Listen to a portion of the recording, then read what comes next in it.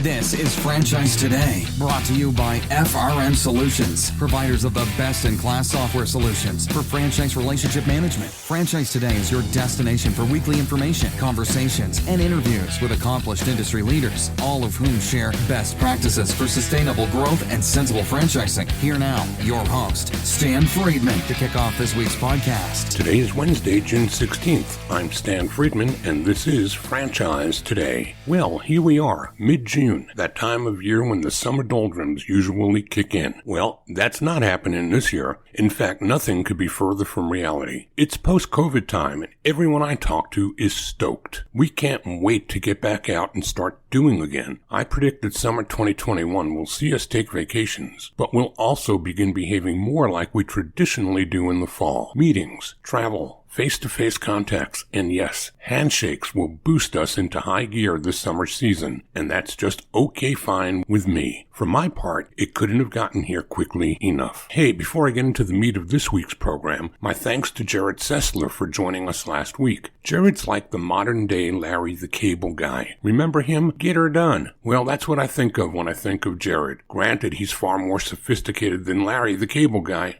but get her done is his mantra. He quite simply dreams big and then wraps his head around whatever he's focused on and doesn't come up for air until it's done. So my bet's on him to claim the congressional seat that he plans to run for in the state of Washington's 4th District in 2022's congressional race. It's still early days with a crowded field of 5 right now, but my bet's on Jared to win it all when all is said and done. The voters will win, and so will franchising, with the best friend it will ever have embedded in the swamp where he can actually push back and make a difference for franchising from the inside out. We'll be keeping an eye on his progress as those races get closer, beginning with August's primary. Today, we're going to talk about non-traditional franchise development, more specifically, on-campus opportunities. If you've ever considered moving your restaurant, beverage, retail, or financial service into the higher education channel, then Jim Gregory is your guy. His mission is to help improve on-campus retail operations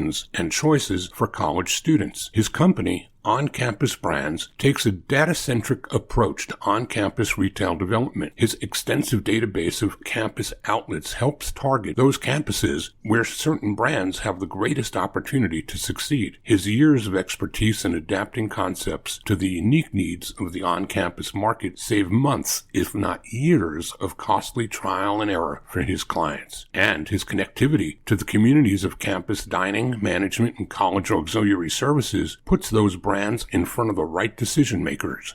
I'm back in 2 minutes to talk about it all with Jim Gregory. Franchise Today will be right back, but first, a word from our sponsors. We are all familiar with Vistage, YPO, and EO. Well, now comes Zor Forum, a somewhat similar type of executive group, but this one comes with a twist. Zor Forum groups are exclusively for franchisors. Imagine a peer group for sharing and networking on a platform built exclusively for franchise executives. Zor Forum members are afforded unparalleled access to best practices and some of the brightest minds within the franchising world through regular meetings and a dedicated communications platform.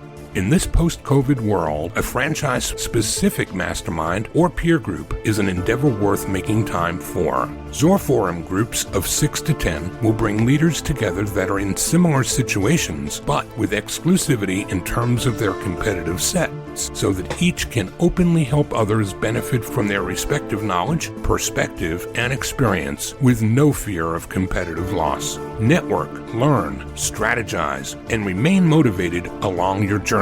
Join a peer group, not just any peer group. Join the only one designed for emerging franchisors. Join Zor Forum. Learn more at zorforum.org. That's www.zorforum.org. On-Campus Brands was founded by Jim Gregory. From 2012 through spring 2016, Jim was responsible for the non-traditional channel at Steak and Shake, but his experience in non-traditional restaurant and retail services stretches all the way back to 1990. In fact, it was Jim who conceived the vision of bringing superior brand offerings to college campuses brands that resonate with students and complement the unique cultures of their schools, brands that are committed to grow and support their operations in higher education. So Jim spent a few months signing up chartered clients, building the first on-campus retail database, and gathering a network of his favorite ops, design, and construction folks. By then, it was fall semester 2016 and time to go to school. Jim Gregory, welcome to Franchise Today. Thank you, Stan. Happy to be here. Hey, it's fun having you here. I always like having people on that I've known for a couple of minutes, and in this case, you're somebody I've known for more than a couple of years. So good to be reconnected again and to know that you're still at it and making things happen in the franchise world. Doing our best. Well, we all have been, and we'll talk about that some today, Jim. So before we get into more detailed discussion about what it is that On-Campus Brands does and how you do it, let's first do what we do for every guest. We take you back in time and ask you to come back in time with the audience and tell us how and when franchising discovered you. Yeah, I've heard you ask that question before, of course, and given it some thought. Really, my first job in the franchise world was with Pizza Hut. I left a nice ivory tower job at a big Chicago ad agency and went to work for a regional office at Pizza Hut Delivery in the late 80s and early 90s. It was then PepsiCo owned and known for pushing decisions down into the organization. I had marketing responsibility for 8 or 10 franchise co-ops, and we were rolling out delivery. We had this terrific organization, by the way. We got the pleasure of working in David Novak's marketing organization. Oh, wow. Yeah, the brand was killing it. He and Alan Feldman worked for Steve Reineman. Reineman was the CEO at the time, and we were just killing it under those leaders and rolling out delivery, which stand, not unlike the wings business. It's an off-premise, take no prisoners, trade area by trade area business. And that meant I went out on the circuit 3-4 times a year to meet the Pizza Hut franchisees. Their locations tended to be on the perimeters of the DMAs. So their businesses were a lot different than ours. They were small town entrepreneurs. They were the restaurant. Those Pizza Huts were the Italian restaurant in their town. And so our agendas didn't necessarily always match up, and it was important to work with them. And I just gained a mountain of respect for those individuals. And I got to thinking about it. And again, back to your question, my dad had a Walgreens agency in a small town with a flat grill and a soda fountain and a 4-spindle mixer. And boy, are you ever dating yourself? I know. But let me tell you, that place was heaven to me. Had a candy counter 10 feet long. And he was just 30 years old when he bought that business in our little town. And he would open that store at 7 a.m. and close it at 9 p.m., 6 days a week. And that's what I identify with, how hard the entrepreneurs work who create franchises. I really think that had a lot to do with why I identified so well with these Pizza Hut franchisees and later Hardee's franchisees. And so, yeah, I went through a couple of brands. So then after Pizza Hut, I took an opportunity at Hardee's, and it was interesting. They had just bought the Roy Rogers business, and more on that in a minute. I loved your show with Greg Koffler, I think it was. Yeah. That was great to hear his perspective. But Hardee's had just bought the Roy Rogers business. This was early 90s, and they had brought in that fantastic Roy Rogers fried chicken that I know you know about from growing up. And a management that was Jerry Gamalia was headed up marketing there, another great mentor. They knew that the Roy's bone-in fried chicken business was a bulk business. It needed to be an off-premise business. The margins are lower, 55-60% GP in those days. So not something you wanted to trade off for, burger, fry, drink margins. And so I picked up some expertise on the off-premise side with Pizza Hut, and we rolled it out across 3,500 Hardee's restaurants in about 2 years with that whole off-premise strategy. And again, working with DMA co-ops, a whole lot of barnstorming over the United States, mainly South and Midwest and Hardee's geography. And again, just got a sense of what these franchisees were doing by changing their entire approach. We were able to leverage our expertise in drive-through and, as I said, a terrific Roy's product to grow that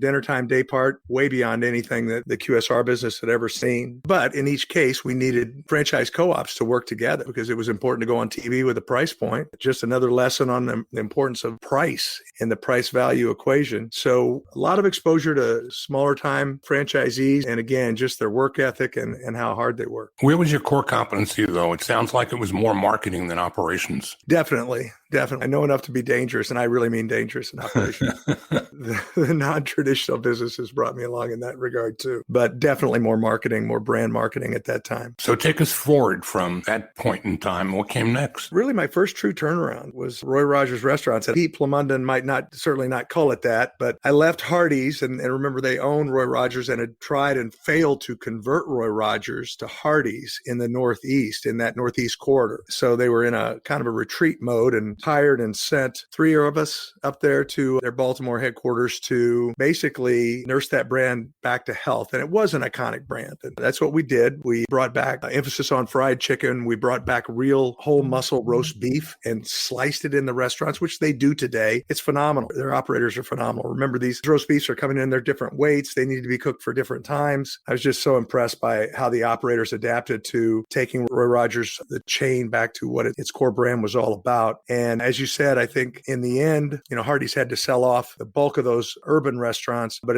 in the end, Pete and the franchisees that remained did a good job of keeping the brand alive. And I couldn't be happier to see him bringing it back as a growing franchise chain again. Part of the magic of that brand is something that you just said without saying it. You talked about the disparities between the weights of roast beefs coming in. Unlike some modern day manufactured meats that come into places that call themselves sandwich chains, where every slice looks exactly like the other slice before it and the next one after it. Fresh meat's not cut to look that way, is it? Structured meat, I think they call it. I have some experience with that to this day with my Firehouse Subs client versus the leader in the category. So anyway, it was a terrific experience. I met some great people. I think I've told you the stories before about having an opportunity to meet Roy and Dale themselves. I get chill bumps just telling you that. I got to see them. I got to see the power of that iconic man around some very powerful people, as it so happened on 2 separate occasions as we ran into some pretty important folks in government, including the First Lady, and to watch them kind of back away and genuflect at the sight of a real American hero was just great. Amazing. I love it. Those are the kinds of things that we don't hear enough of. You can't make those stories up either. So take us forward. Bring us forward. After we had kind of divested Roy's on behalf of Amasco, I sought out the next turnaround. And it was actually a private equity play, a fix and flip, a Ryder truck rental that we were pulling out of. It was a $500 million division that we were pulling out of a $4 billion Ryder transportation and logistics company as it was being bought by Questor Management at the time. We were relocating it from Miami to Denver and meanwhile just making this brand stand alone and working through some debt issues, et cetera. But in that example on the franchise side, we had 4,000 Ryder truck rental locations. And I swear, Stan, we had like 3,970 franchisees. It was a one franchisee, one location business. Wow. But again, just terrific people out there operating those businesses. Once I was done with that, I got into Internet 1.0 with a travel company called Trip.com, ultimately purchased by Sendent. I think you know a little bit about that company as well. A little bit more than I care to, yep.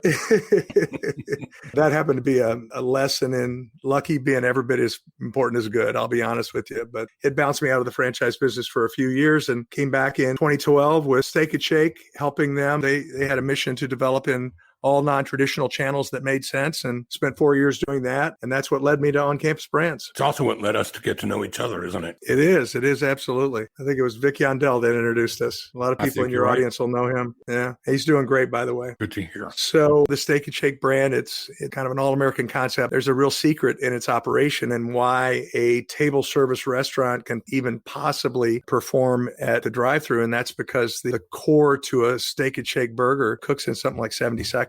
So it was a natural for the non-traditional world where throughputs are everything, absolutely everything. So we had some operational advantages in order to take it into the non-trad channel, but its value proposition made it especially appropriate for the higher ed channel. It basically it's just a great value. In the airport channels, you need about a $10, $11, $12 check to really thrive. And at Steak and Shake, that'll feed 2 people. Mm-hmm.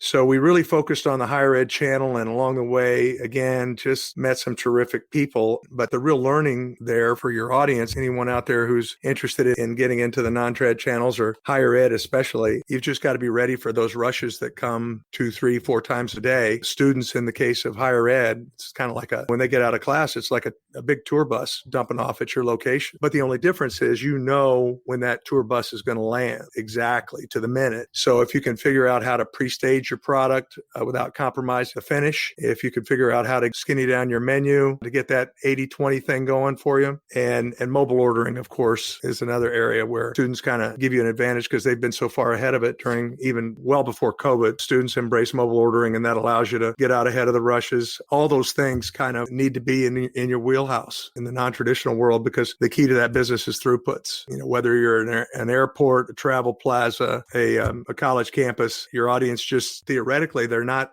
specifically coming to your restaurant for an enjoyable, enduring meal as much as it's just, hey, it's a nice break. They're looking for the best opportunity amongst the options available. They're not out going out for a 5-star meal, right? Exactly.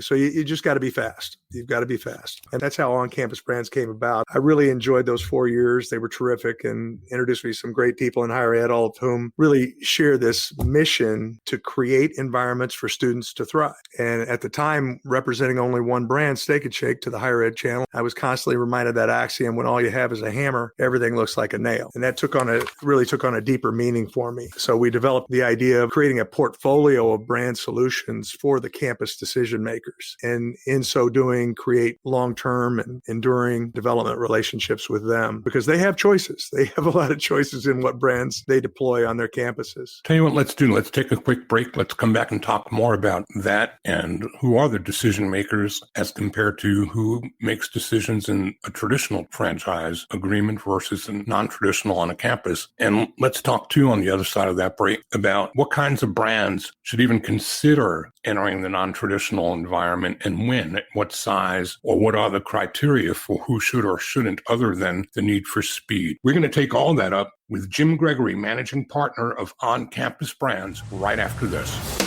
Franchise Today will be right back, but first, a word from our sponsors.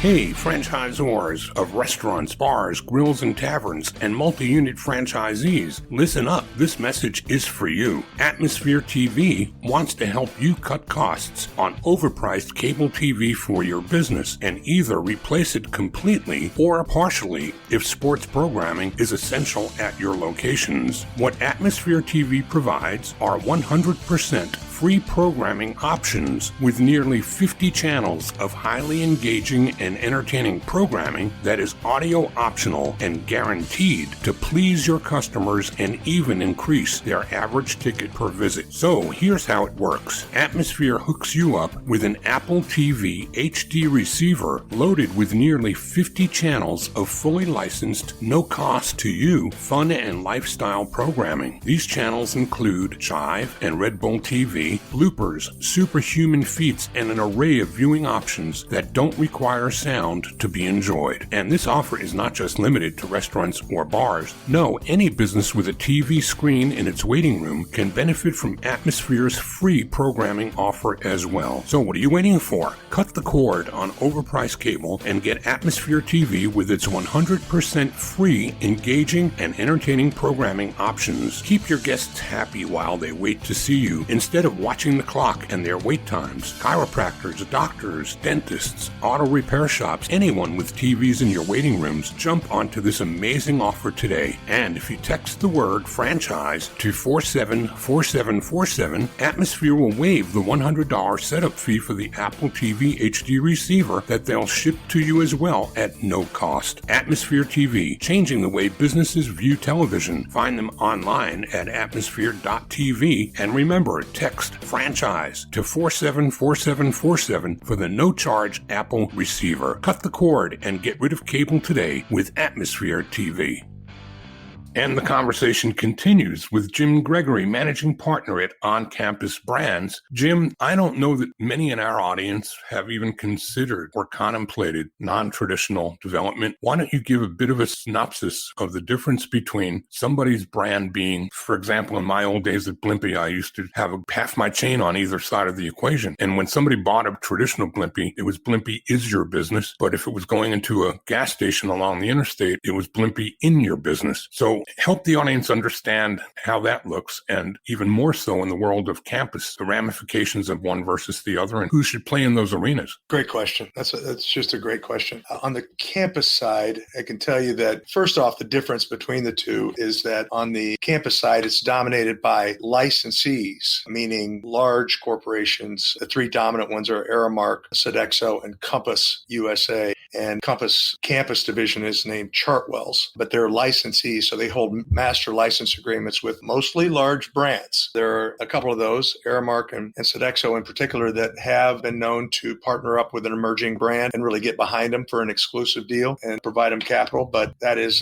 kind of few and far between. The difference as a result is that these contract dining operators, we refer to them as, are looking for scale. They're looking for infrastructure. So it can be difficult, especially if you're thinking about a contract managed business. That said, about 25% of the campuses out there and a lot of the big ones, the Big Ten, California schools, those types, the Southeast Conference, ACC type schools are self-operated in their dining. And so there's more of an opportunity on the self-operated campuses for a local operator, which, by the way, all campuses want to have local operators. It's just, again, depending on if they're contract managed, whether or not that's realistic. But a local operator definitely has opportunities at those big campuses that are self-operated. If that were the case, then you would have one component of a traditional franchisee that everybody wants is you want your operator to be passionate about the business. And typically non-traditional operators could care less whether it was a Subway there or a Blimpie or whatever it is. It's how much does it cost me per square foot to operate your business inside my space. But if you had a local operator, that would be a little bit different, wouldn't it? Oh, it is. It's quite different. And I should say that there are here and there are opportunities for contract managed business to subcontract, but it's difficult for a local operator to run a staff for 8 months during the school year and then absorb those employees into their organization over the summer, redeploy them in August and go through that whole cycle. It's a lot easier for the contract managers. I did want to say, Stan, on the airport side,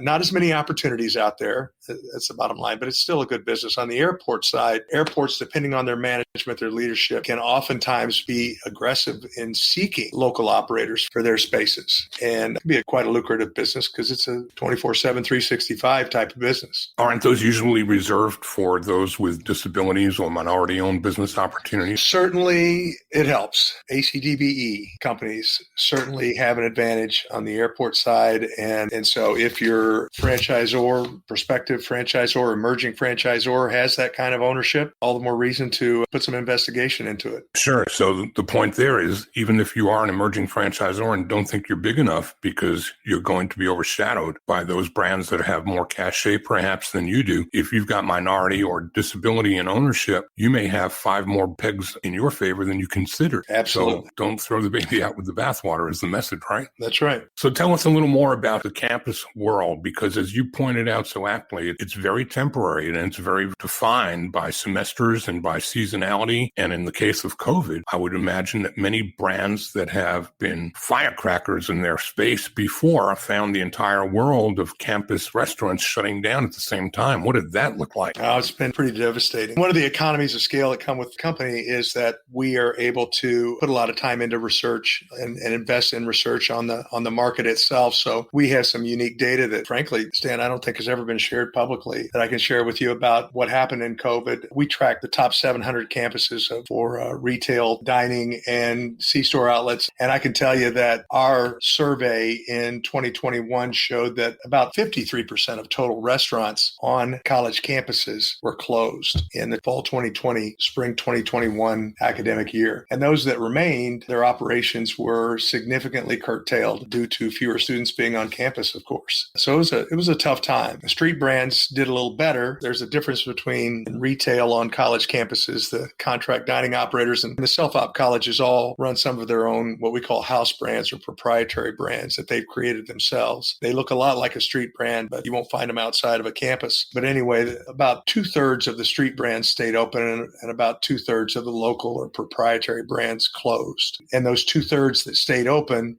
of course, tended to be the big dominant brands, Starbucks, the Chick-fil-A's, the Subways, that type. So that goes to the point I made earlier about the threshold, the ability to withstand or to absorb. If you're a large enough brand, you can withstand the fact that you've got the closures on the campuses. You didn't take a fatal blow as a result of that. If you're somebody local and the only thing you've got are campus locations, you don't have anything to fall back on. Yeah, there are a handful of operators who fit exactly in that category that I'm aware of. So what can you share about that to take that research and share it a little further? Is that public information that we can put a news sounder on here and say we're hearing it first on Franchise Today? You are. And I'll have to add that my client, Qdoba, was one of the few emerging and just getting traction brands that managed to do very well. They only closed about 15% of their locations. So strong brands that are flexible and can deliver their product in a flexible manner. And my Qdoba clients are incredibly good at that. Another key to have in your wheelhouse is flexibility in the non-trad world for sure. Those brands that could deliver off premise, that could, for example, deliver to quarantine students are the ones that survived. The ones that had great sanitation procedures already integrated into their operating procedures, as opposed to a bolt-on kind of thing. Because, we just all got hypersensitive about sanitation, right? Mm-hmm. And the consumer still is. It's really clear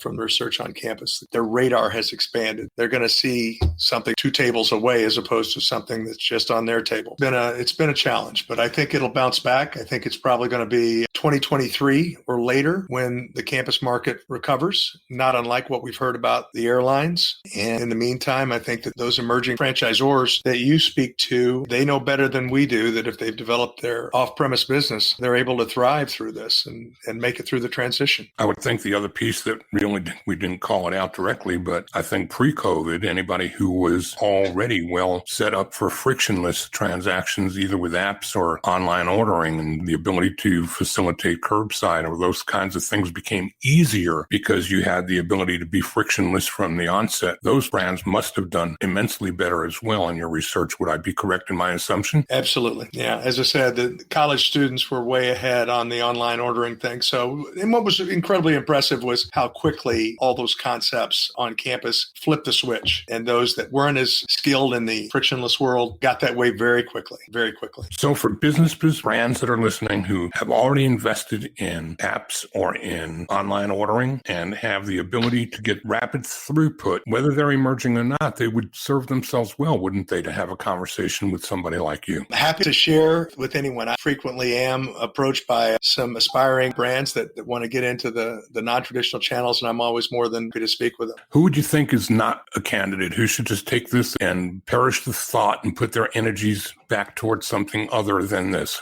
Describe who that is. Well, if you're not going to follow the route that we talked about earlier, where you see an opportunity to subcontract at a big school that's self-operated, I would advise that the brand really needs to have some level of infrastructure already in place. This is not a 5 or 10 unit proposition other than that, what we discussed about the self-op campus. It's more of a brand that has some kind of regional following, that is known and identifiable, that has in a private school market, because remember, private school students are coming from all over and they're going to be less apt to embrace a local concept. This is more of a big public school type opportunity where the students that are coming in from in-state or in that region can identify with it. And again, I think, you really have to have the infrastructure, because you have to recognize that your employee turnover is probably going to be higher. You're going to have to retrain. You're going to have to adapt and be flexible. You can't be all things to all people, and probably want to be in one of the mainline food categories.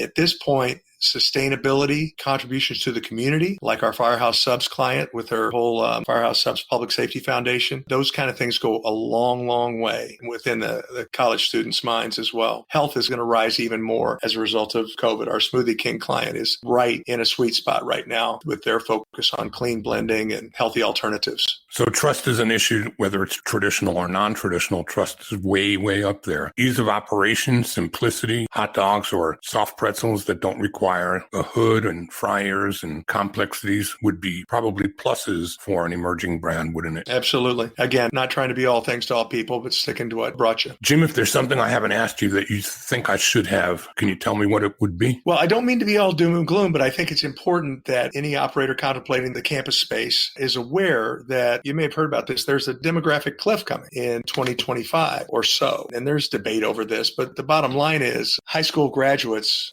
they're going to peak at about that time. So be aware of that. Secondly, I just want to revisit that idea that the real opportunity is to develop a strong concept with a local following that has some regional appeal. And even if you can't get on the campus, now that students are so off-premise oriented, more than half of their transactions are off-premise. Getting near the campus, a Jimmy John's type strategy is not all bad. That's advice from a guy who went to school in Champaign-Urbana, right? Yeah, there you go. And I heard your program. You never did work for Jimmy John, though, did you? No, I didn't.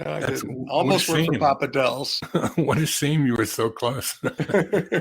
Jim, let's give some contact info so people can find you. They can come to your website and learn more about what it is we've talked about here, because literally in the short space of time we've barely touched the surface. Sure. Happy to do so. Jim at On Campus Brands with an S. Happy to give you a phone number, 703-677-2100. Happy to talk to anyone out there who's interested in learning more about it. I do it all the time. And this has been a ton of fun to get back with you and literally to shed some light on a side of the business that most people haven't given enough thought to. But my bet is there are those out there who can make some hay while the sun shines right now. And literally everybody's hitting the reset button at the same time. So it's pretty much a level playing field for people to give thought to this if it makes sense based on some of the things you've shared with us here today. Indeed it is. And thanks very much to you, Stan. It's been an honor. And again, great to get back in touch. It's always a pleasure to talk with you, Jim, and I hope that you hear from some folks in the audience who heard you here today. Jim Gregory, managing partner of On-Campus Brands. When it comes to non-traditional development, this is your go-to guy to learn more. Jim, thanks again for being here. You bet. Take care. Well, that's all we have time for today. Next week, we'll take an interesting twist as I take the guest seat and my good friend, Jack Munson, guest hosts to interview me about Zor Forum.